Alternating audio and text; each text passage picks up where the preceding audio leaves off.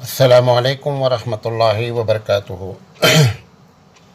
अल्हम्दुलिल्लाहि रब्बिल आलमीन वल आक़िबतु लिल मुत्तक़ीन वस्सलातु वस्सलामु अला रसूलिहिल करीम।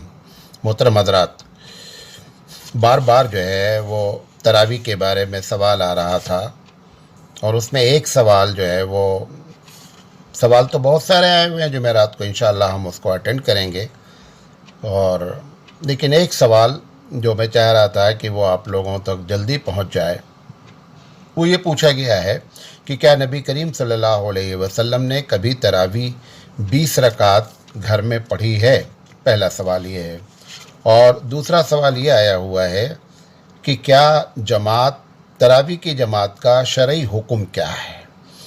तो मैं चाह रहा था इन दोनों बातों पर आपसे गुफ्तगू कर लूँ। अल्लाह ताला से हम दुआ करते हैं कि अल्लाह ताला हमें सही बात कहने की और आपको सही बात समझने की तौफीक अता फरमाए।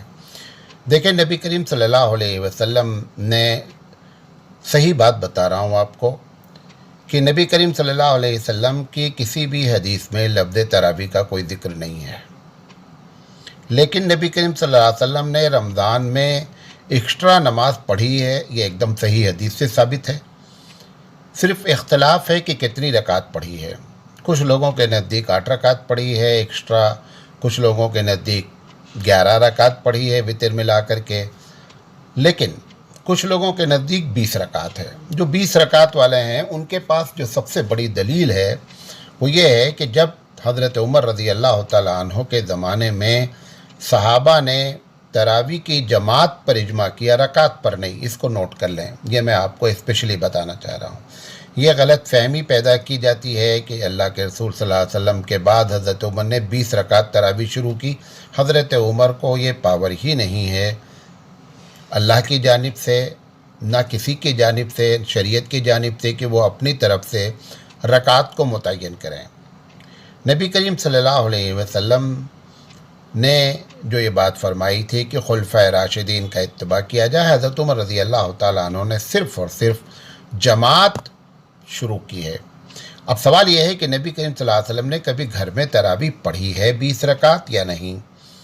तो इब्न अब्बास रज़ी अल्लाह तआला अन्हु की रवायत है जिसको तिबरानी ने नकल किया है, बैहक़ी ने नकल किया है, मुसन्नफ़ इब्न अबी शैबा ने नकल किया है। रवायत यह है अन इब्न अब्बास रज़ी अल्लाह तआला अन्हु अन्न नबी सल्लल्लाहु अलैहि वसल्लम युसल्ली फ़ी रमज़ान फ़ी 20 रकातन सिवल वित्र।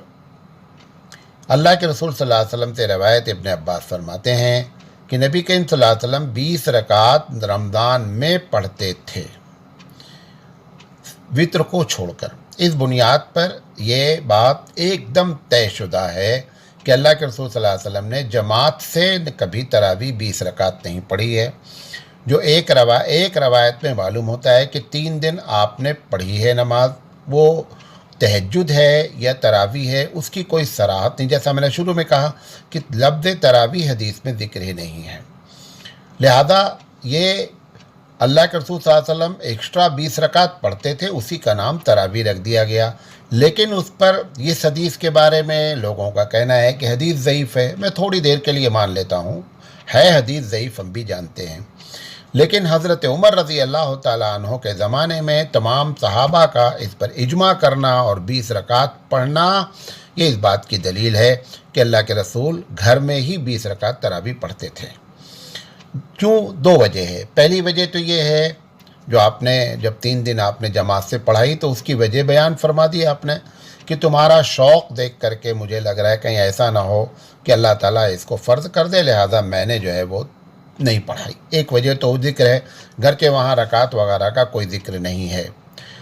दूसरी वजह यह है कि सुन्नत नमाज पढ़ने की पॉलिसी नबी करीम सल्लल्लाहु अलैहि वसल्लम की शुरू से ये रही है कि मस्जिद फ़र्द नमाज पढ़ने की जगह है, सुन्नत नमाज पढ़ने की जगह नहीं है।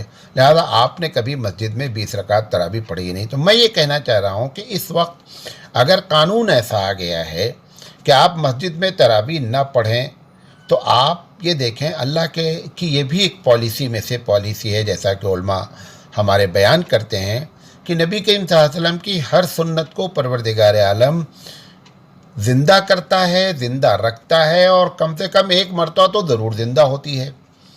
جیسے ہمارے مفتی شفیع علیہ الرحمٰن نے کہا کہ شعبان میں قبرستان جانے کا ایک مرتبہ کا ہے، لہذا اگر کوئی جانا چاہے تو زندگی ایک مرتبہ چلا جائے۔ اب نبی کریم صلی اللہ علیہ وسلم کی یہ سنت تھی گھر میں پڑھنے کی۔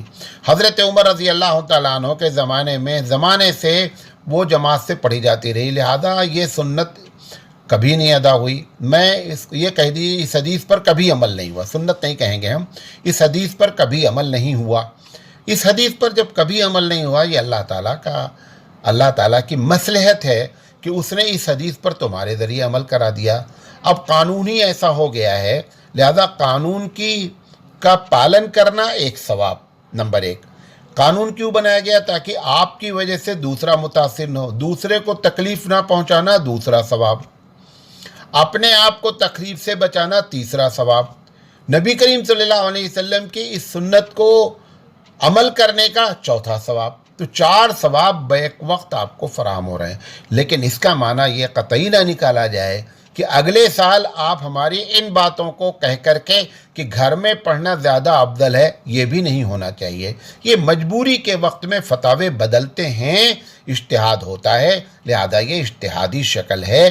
لہذا اللہ نے چاہا کہ ہمارے نبی کا یہ طریقہ بھی جو پچھلے 1450 سال سے نہیں عمل کیا جا رہا تھا، ایک مرتبہ اس پر بھی عمل ہو جائے، اور وہ ایسے وقت میں ہوا جب ہم اور آپ موجود ہیں۔ لہذا اس میں دل میں کسی قسم کی کوئی کراہیت نہیں آنی چاہیے، گلٹی نہیں فیل ہونی چاہیے، بلکہ رب کا شکر ادا کرنا چاہیے کہ اللہ نے یہ موقع ہم کو دے دیا اور ہم اس حدیث کے عامل ہو گئے۔ دوسری چیز جو یہ پوچھا گیا ہے کہ اس کی جماعت کا کیا حکم ہے، تو حقیقت میں یہ جو جماعت کے بارے میں ہے کہ سنت کفایہ ہے، اسی لیے حکومت نے مسجد بند نہیں کرائی ہے، صرف اس نے کہا ہے کہ 3 سے 4 آدمی، زیادہ سے زیادہ 5 آدمی مل کر کے نماز اپنی ختم کر لیں۔ لہذا جب سنت کفایہ کا مطلب کیا ہوتا ہے کہ چند لوگ اگر کر لیں گے تو پورے محلے والے پر سے اس کا معاملہ ختم ہو جائے گا۔ لہذا 4-5 آدمیوں نے کر لیا، لہذا سنت کفایہ ادا ہو گئی۔ اب آپ اپنے گھروں میں بغیر تکلف، بغیر الجھن کے، یہ سمجھ کر کہ اللہ کے رسول کی اس سنت پر ہم عمل کر رہے ہیں کہ انہوں نے زندگی میں گھر میں نماز پڑھی تھی، ہم بھی گھر میں نماز پڑھ رہے ہیں، لہذا آپ کو کوئی تکلیف نہیں ہوگی۔ یہ بات آپ کے سامنے رکھنا چاہتے تھے۔ اللہ تعالیٰ سے دعا ہے کہ اللہ تعالیٰ کہنے سے زیادہ عمل کرنے کی توفیق عطا فرمائے۔ اور بھی طرح بھی سب پر سوالات آئے ہیں، انشاءاللہ جمعرات میں ان سوالات کے جوابات دیے جائیں گے۔ جزاک اللہ خیر۔